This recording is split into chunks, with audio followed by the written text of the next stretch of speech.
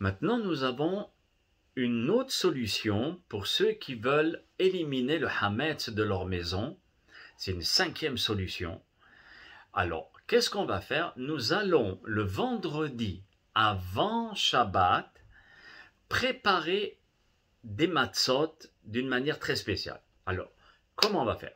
On fera cuire dans des marmites déjà kasher les Pessah, parce que toute ma maison elle est kasher les Pessah, déjà dès le vendredi matin. Donc il n'y a plus de hametz qui est chez moi. J'ai déjà fait kal hamira, j'ai brûlé mon hametz, on attaque Pessah. Donc, comme je ne veux pas manger de pain, je vais préparer de la matzah qui n'est pas pain, mais qui ne sera pas matzah.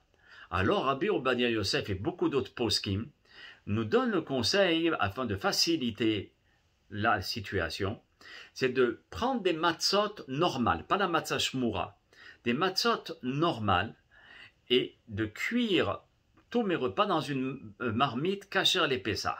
Alors, on fait cuire de la viande, ou bien du poulet, ou bien des légumes, et dans la sauce, vous voyez là où ça bout et ça cuit, etc., on retire, vous voyez dans cette sauce-là, on mettra les matzot, on trempera les matzot à l'intérieur de la sauce.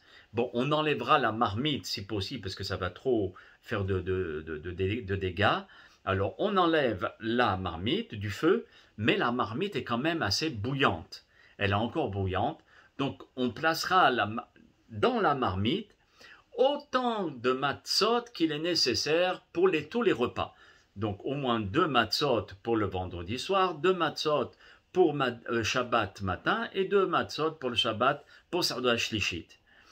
Et à ce moment-là, on fera attention que les matzot absorbent correctement le goût du plat, c'est-à-dire du jus de viande ou bien de poulet. Et ensuite, on pourra les utiliser, comme je vous ai dit, pour les 3 repas.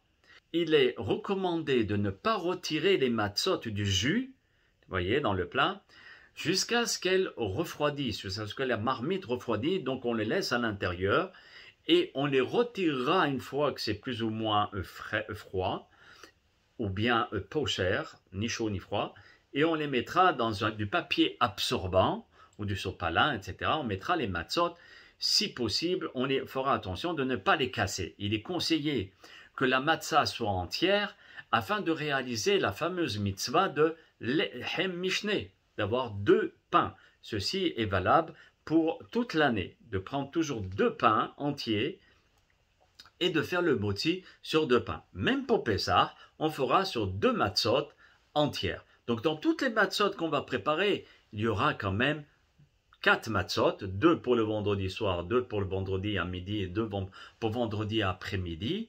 On fera sur le motzi sur ces 2 matzot.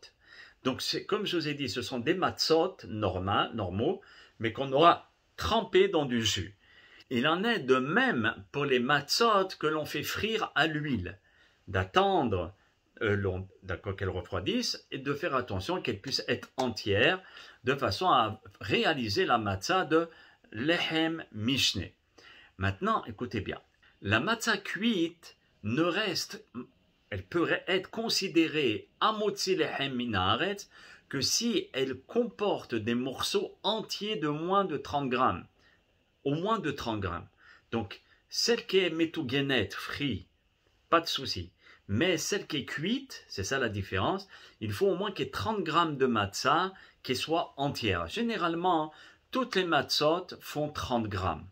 Aussi bien la grande que les petites, c'est par rapport à l'épaisseur. La grande, l'épaisseur est plus fine, et les petites, les rondes, elles sont plus épaisses.